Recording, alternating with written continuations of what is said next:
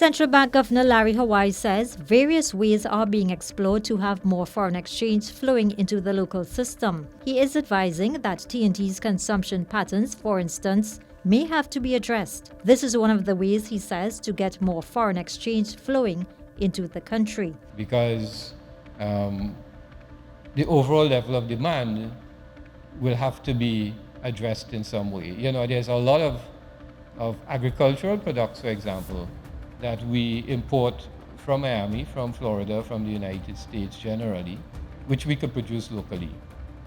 And we need to get our farmers back in business.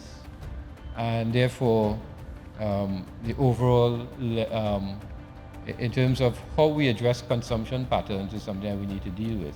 The governor also spoke to issues of selective credit controls, which he says were previously used to restrict how much consumer lending banks could do. Selective credit controls, for example. What we mean by that is that in the old days, we used to have a restriction on how much consumer lending banks could do. And we used to control it by way of moral suasion and so on. We don't have, I suppose, legislative support for doing that kind of thing right now. But we certainly could use some moral suasion to see to what extent we can limit the amount of consumption. But of course, that is an extremely difficult thing to do in a liberalized economy.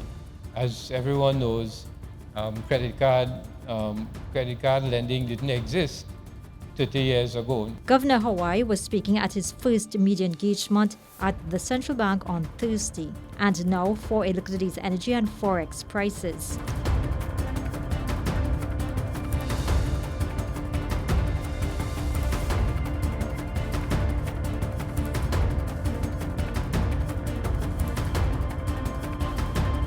Geisha Kaulesa Alonso, Science 3 Business Watch.